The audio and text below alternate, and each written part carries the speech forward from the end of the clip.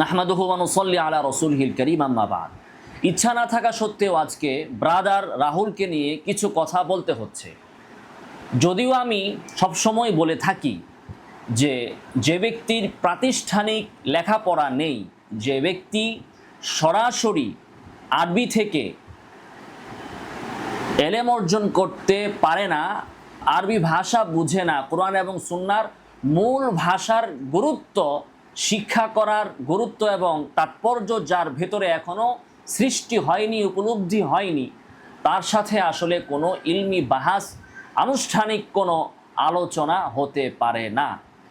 সেজন্য আমাকে যে যখনই বলেছেন সালাফিদের যে পারলে রাহুলের সাথে বসেন, তখন আমি বলেছি যে না, আমি নিজ থেকে কখনো তাকে এভাবে চ্যালেঞ্জ দিব না। যদিও নাকি আজ থেকে 2-3 বছর আগে ব্রাদার রাহুলের কিছু এলমি খিয়ানত নিয়ে আমি 2-1টি ভিডিওতে দেখিয়েছিলাম যে সে কিভাবে কিতাবের এবারত কাটছাট করে হাদিসের খণ্ডিত অংশ উল্লেখ করে জাতিকে বিভ্রান্ত করার চেষ্টা করে, সেটা আমি প্রমাণ করেছিলাম। কিন্তু সম্প্রতি যখন আমি সালাফিদের বিভিন্ন প্রতারণা নিয়ে, সালাফি শায়েখদের বিভিন্ন ভুল মাসআলা নিয়ে আমি আলোচনা করছি, তখন আমি সরাসরি ব্রাদার রাহুলকে কখনো চ্যালেঞ্জ দিয়ে কথা বলিনি। কিন্তু বিষয় হচ্ছে, যখনই আমি তাদের সালাফিদের কোনো শায়েখের কোনো বক্তব্যের কোনো ভুল উল্লেখ করি, তখনই তারা ঘুরে ফিরে এক ব্যক্তির নামই বলে যে পারলে ব্রাদার রাহুলের সাথে বসো। তো আমি শুরু থেকে বলেছি যে আমি কখনো তার সাথে বসতে আগ্রহী না, আমার কোনো স্পৃহা নেই। তবে হ্যাঁ, যদি বসা লাগে, যদি ওই ব্যক্তি বসতে চায়, তাহলে আমি মানাও করব না। কিন্তু আজকে ব্রাদার রাহুল আমাকে নিয়ে একটি পোস্ট দিয়েছেন, যেটি দেখে আমার খুবই আফসোস হচ্ছে বাংলাদেশের সালাফিদের উপর, যাকে তারা টাকা পয়সা দিয়ে, ওয়াজ মাহফিল দিয়ে এভাবে দুধ কলা খাইয়ে পুষলো। সেই ব্যক্তি এখন তাদের পক্ষ নিয়ে বাহাস করতে রাজি হচ্ছে না। সে বলছে যে সে বাহাস করা ছেড়ে দিয়েছে। তো আমার খুব জানার আগ্রহ যে কে ব্রাদার রাহুলকে বাহাস থেকে বাধ্যতামূলক অবসরে পাঠালো। যে ব্রাদার রাহুল ইতিপূর্বে কথায় কথায় বাংলাদেশের হানাফি আলেমদের ব্যাপারে বলতো, চ্যালেঞ্জ দিয়ে বলতো যে বসলেই হলো, উলঙ্গ করে ছেড়ে দিব, ল্যাংটা করে ছেড়ে দিব, দলিল দিয়ে কবর দিয়ে দিব, এই ধরনের অশ্লীল অশালীন ভদ্রতা বহির্ভূত শব্দ যে ব্যক্তি কথায় কথায় প্রয়োগ করত, সে আজকে বলতেছে যে আমি বাহাস করা ছেড়ে দিয়েছি। তাকে নাকি আমার সাথে আমার জবাব দেওয়ার জন্য তাকে নাকি বাংলাদেশ থেকে বা সালাফিরা তাকে কল দিচ্ছে, ফোন দিচ্ছে, কিন্তু সে অপারগতা প্রকাশ করছে, সে বাহাস করা ছেড়ে দিয়েছে। তো আসুন আজকে আমরা এই ব্রাদার রাহুল সাহেবের পোস্টটি পড়ি এবং তার কথার কিছু জবাব আমি দিব, যেহেতু সে আমার ছবি দিয়ে আমার ব্যাপারে পোস্ট করেছে। শুরুতেই যে কথাটি তার ব্যাপারে আমার বলতে হচ্ছে, সেই বিড়ালের কথা, যে বিড়াল 100 ইঁদুর মেরে তারপর সাধু সেজে হজে চলে গিয়েছে। সেই ব্রাদার রাহুল আজকে এই ভারত বাংলাদেশে এই ধরনের বেয়াদবিমূলক চ্যালেঞ্জ ছড়ে ইখতিলাফি মাসআলা জনগণের সামনে বর্ণনা করে, জনগণকে বিভ্রান্ত করে, এরপরে নিজে ভাইরাল হয়ে নিজের ফিল্ড এবং অবস্থান তৈরি করে এবং মাহফিল থেকে পয়সা কামানোর ধান্দার বন্দোবস্ত করে এখন সে উপদেশ দিচ্ছে ইখতিলাফি মাসআলা নিয়ে আলোচনা না করতে। বিষয়টা এতই হাস্যকর যে ঘোড়াও তার এই কথা শুনে হাসবে। উনি বলছেন, তার বক্তব্য শুরু করেছেন, একই বিষয় নিয়ে আর কতদিন। আশ্চর্য কথা, বিষয় একটা হলো কিভাবে? আমি তো প্রতিদিন নিত্য নতুন বিষয় নিয়ে কথা বলছি।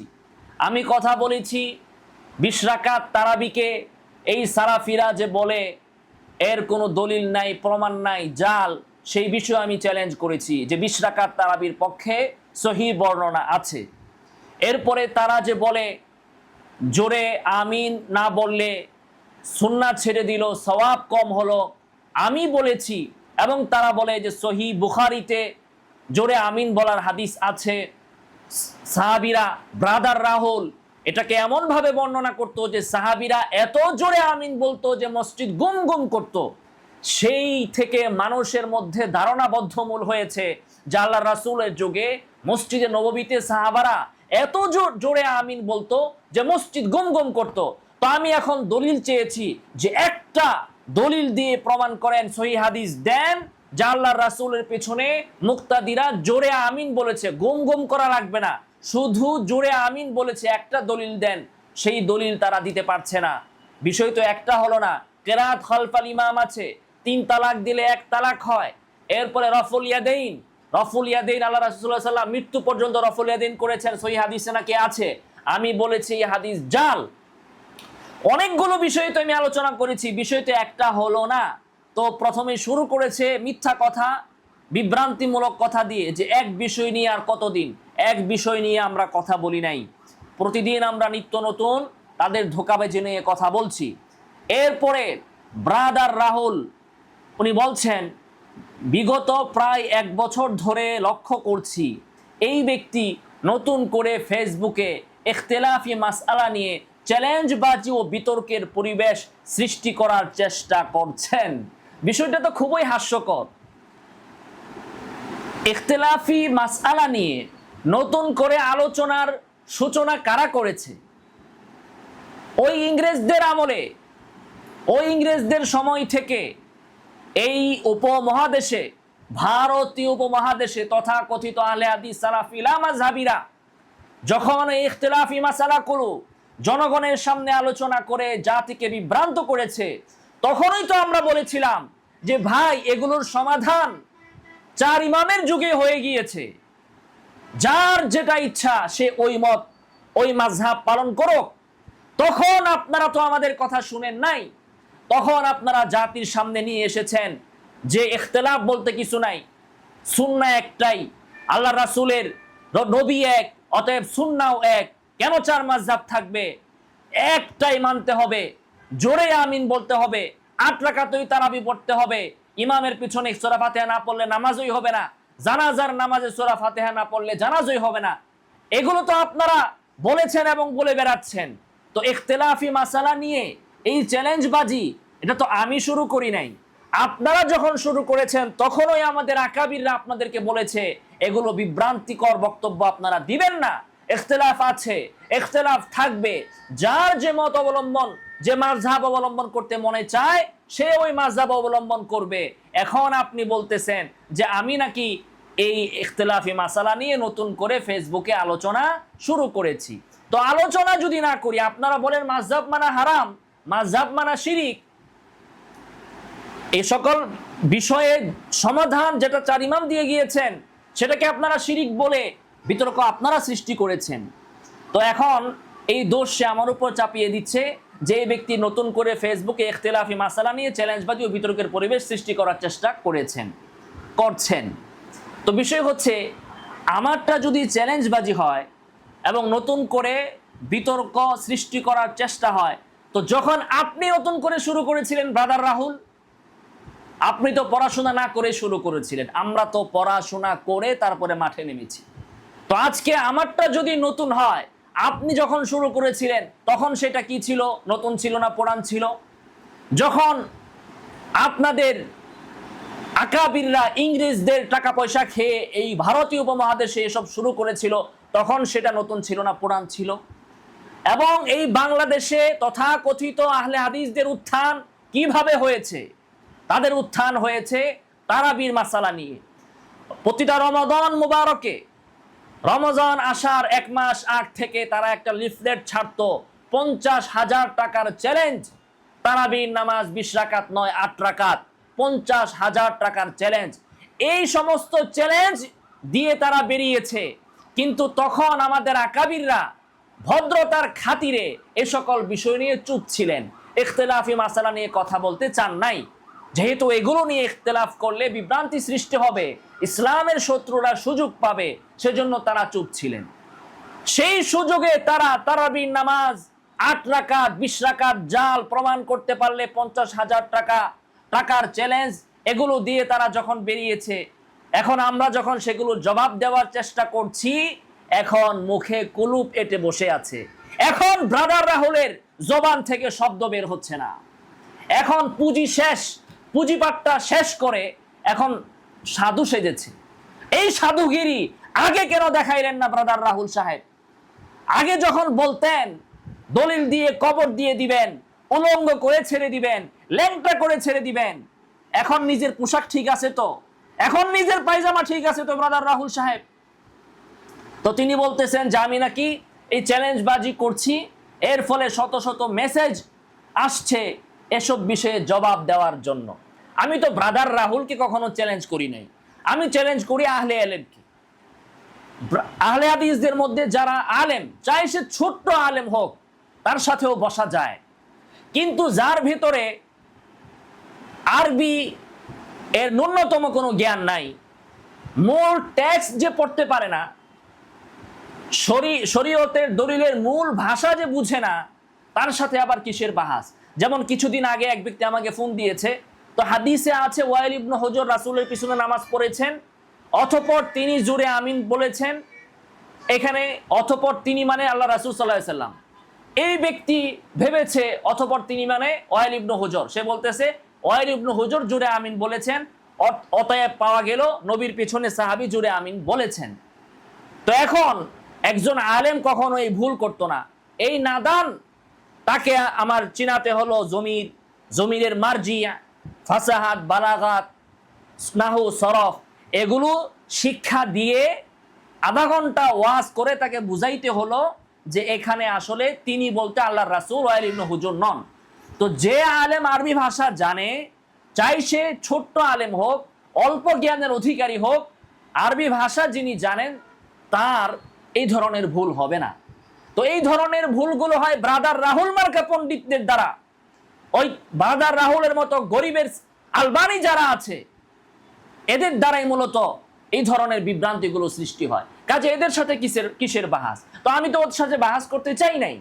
কিন্তু বিষয় হচ্ছে, যখনই আমি কোনো বিষয় নিয়ে কথা বলি, তখন ওরা বলে পারলে ব্রাদার রাহুলকে বলেন। তো আমি তো কখনো ব্রাদার রাহুলকে মেনশন করে বলি নাই। আমি তো এত পাগল না যে ব্রাদার রাহুল মার্কা ব্যক্তির সাথে বাহাসে বসে আমি নিজে মানিজ্য নষ্ট করব। কিন্তু সালাফিদের তো একমাত্র বাহাস করনেওয়ালা ব্যক্তি ব্রাদার রাহুল। এছাড়া ওদের 14 গোষ্ঠীর ভেতরে, সালাফি আলেমদের ভেতরে বাহাস করার যোগ্য কোনো ব্যক্তি নাই। যে সেজন্যই বাংলাদেশের সমস্যা হলে এরা যায় ব্রাদার রাহুলের কাছে। আমি আগেও এই কথা বলেছি যে বাংলাদেশের সব কয়টা ফেল মেরে এখন গেছে ব্রাদার রাহুলের কাছে। তো ব্রাদার রাহুল বলতেছে যে বারবার তাকে কল দিচ্ছে বাহাসে বসার জন্য। ভাই দিবেই তো, তুমি বললাম না, আপনি করেই বলি, আপনাকে বাংলাদেশের মানুষ টাকা দিয়ে মাহফিলে আনে, আপনাকে বাংলাদেশের মানুষ দুধ কলা খাইয়ে পুষেছে, এবং আপনি গরম গরম বক্তব্য দিয়েছেন যে মসজিদে নববীতে সাহাবীরা এত জোরে জোরে আমিন বলতো যে মসজিদে নববী গম গম করতো। এর থেকে মানুষকে আপনি বুঝিয়েছেন যে আল্লাহ রাসূলের যুগে এমনটা হয়েছে। এখন যখন আমি দলিল চেয়েছি যে আল্লাহ রাসূলের পেছনে সাহাবীরা জোরে আমিন বলেছে, দলিল দাও, সহিহ হাদিস দাও, তখন তারা তো ওই গরুর রচনা লিখতে শুরু করেছে যে আতার পেছনে কিছু তাবি।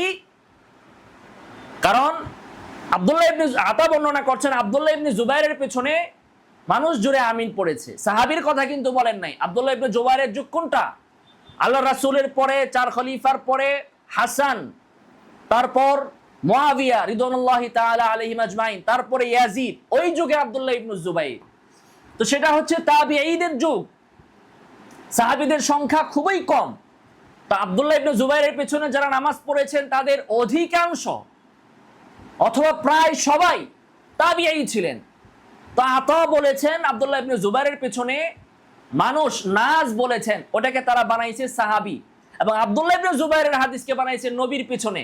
ফলে যখনই আমি বলি নবীর পেছনে সাহাবীরা জোরে আমিন বলেছে, দলিল দাও, তখন তারা নিয়ে আসে আব্দুল্লাহ ইবনে জুবাইরের পেছনে কিছু মানুষের জোরে আমিন বলার হাদিস। তখন আমি বলি গরুর রচনা বাদ দিয়ে আমি যা বলেছি সেটার দলিল দাও। এখন তারা তো দলিল দিতে পারছে না।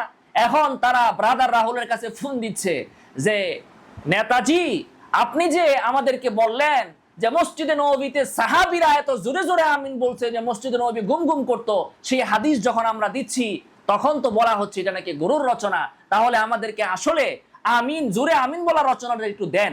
তখন ব্রাদার রাহুল 1 বছর যাবত, যে বলছে না প্রায় 1 বছর যাবত সে দেখতেছে, বহুত ঘাটছে, কিন্তু সাহাবীরা মসজিদে নববীতে জোরে আমিন বলছে এই ধরনের কোন সহিহ হাদিস তো তার কাছে নাই।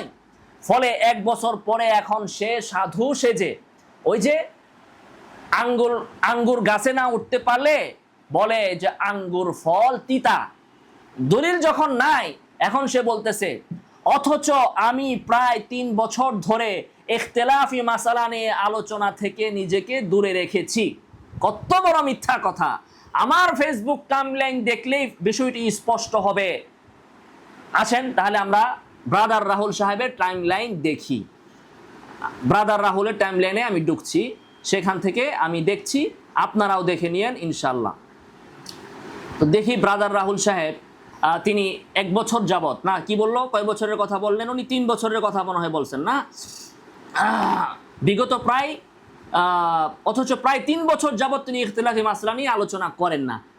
আচ্ছা আমি দেখাবো এই মাসেই বেচারাই এসব আমিন নিয়ে আলোচনা করেছে। দেখেন ব্রাদার রাহুল সে বিশাল একটা পোস্টার দিয়েছে, সালাতে নীরবে আমিন বলা দলিল খণ্ডন পর্ব 2, ব্রাদার রাহুল হোসেন রুহুল আমিন, 4 জুন 2026, মানে এই মাসের 4 তারিখেই সে পোস্টার দিয়েছে। তারপরে পোস্টারে সে বিশাল পোস্টার দিয়ে ছবি দিয়ে বিশাল একটা পোস্ট করেছে, সেখানে সে সালাতে নীরবে আমিন বলা দলিল খণ্ডন পর্ব 2, এখানে সে ক্বালা কাদ উজিবা দাওয়াতুকুমা এইভাবে নীরবে আমিন বলার দলিলকে সে খণ্ডন করেছে, বিশাল সে পোস্ট একটা করেছে এই মাসের 4 তারিখে।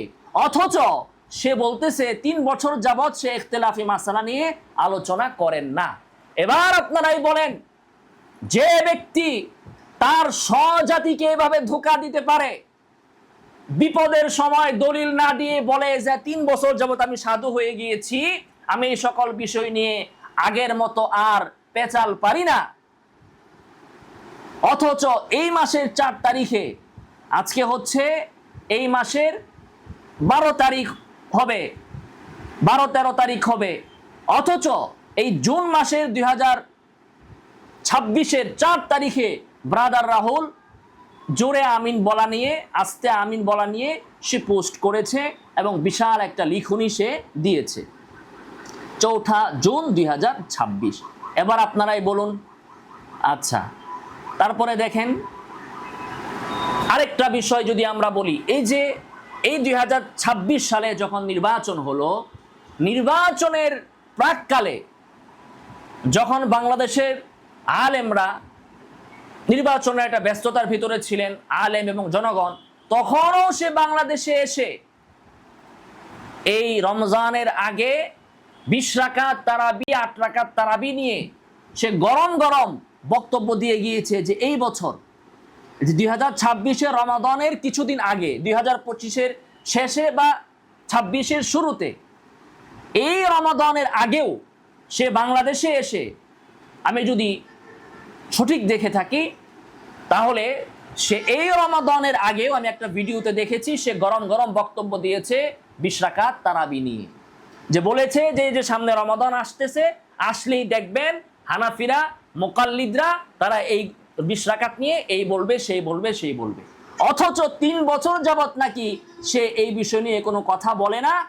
রেফারেন্স দিয়েছে তার পোস্টগুলো দেখে আসার জন্য, আপনারা তার পোস্টগুলো দেখে আসবেন, এই মাসেই আপনি পোস্ট পাবেন সে আমিন নিয়ে পোস্ট করেছে। তো আস্তে আমিন নিয়ে যখন আপনি লেখালেখি করতেছেন, তো আপনার স্বজাতিরা যখন আপনার কাছে চেয়েছে যে আল্লাহ রাসূলের পেছনে সাহাবীরা জোরে আমিন বলেছেন আর মসজিদ গুম গুম করেছে এমন একটা দলিল দিতে, আপনি দলিলটা দেন না কেন?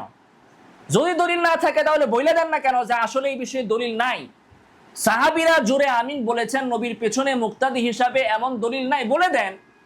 আপনার থেকেই তো তারা শিখেছে যে দলিল আছে, সাহাবীরা নবীর পেছনে জোরে আমিন বলেছে, দলিল আছে, তো আপনি শিখাইছেন।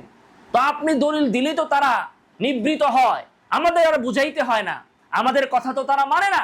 আমরা তো বলছি দলিল নাই, কিন্তু আপনি যখন বলছেন দলিল আছে, তখন তো তারা লাফাচ্ছে আপনার কথা শুনে ছাগলের 3 নাম্বার বাচ্চার মতো। এখন আপনি বলে দেন যে দলিল নাই, তাহলে তো তারা ঠান্ডা হয়। দলিল নাই এই কথা না বলে আমি বাহাস করি না, আমি ইখতিলাফি মাসলা নিয়ে আলোচনা ছেড়ে দিয়েছি 3 বছর যাবত। এই ধরনের শাক দিয়ে মাছ ঢাকার চেষ্টা করেন কেন? মিথ্যা কথা কেন বলেন?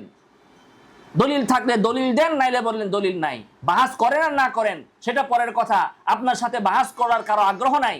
আপনার মতো বেএলেম কলমের সাথে কোনো আলেম বাহাস করে না। হ্যাঁ, যদি আপনি গাড়ে চড়ে বসেন তাহলে তো বাধ্য হয়ে বাহাস করতে হবে, কিন্তু ইচ্ছা নাই আমাদের, আমরা চাই কোনো আলেম বসুক।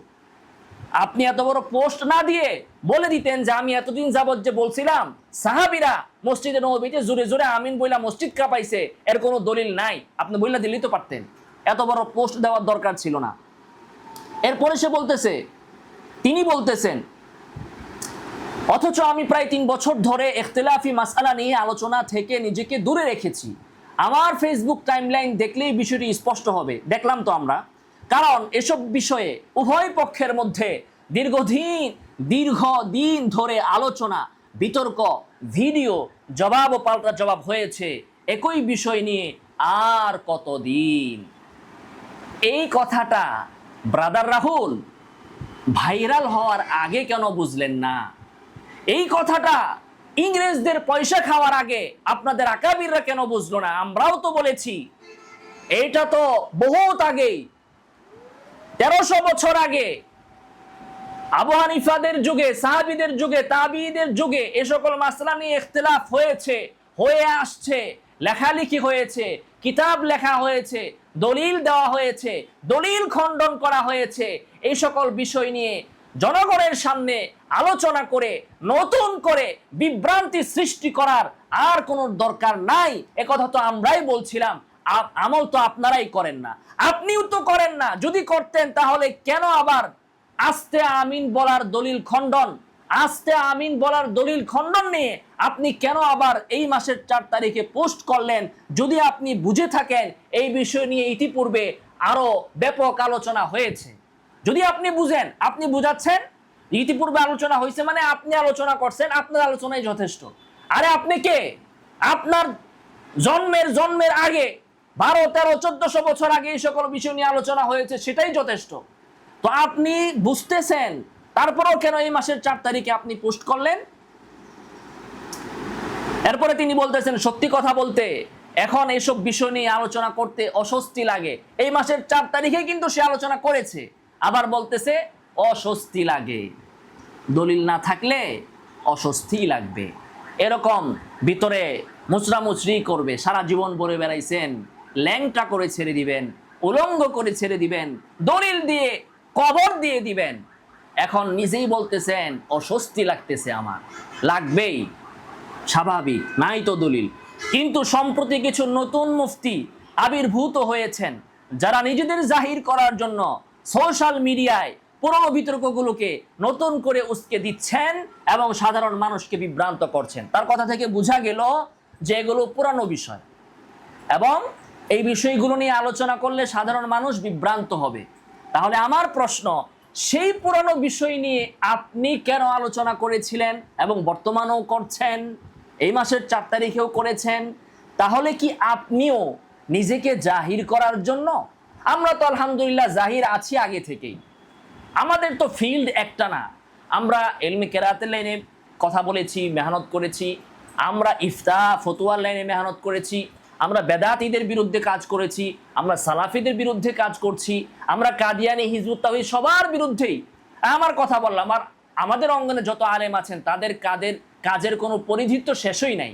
তো এই যে বলে যে খাটের নিচে কে বলে যে আমি কলা খাই না, নিজের ভিতরে যা করলো ইনাইনে তারাশাহু বিমাফি, এর দ্বারাই প্রমাণ হয়েছে ব্রাদার রাহুল এই ইখতিলাফি মাসালাগুলো জনগণের সামনে আলোচনা করেছেন নিজেকে জাহির করার জন্য।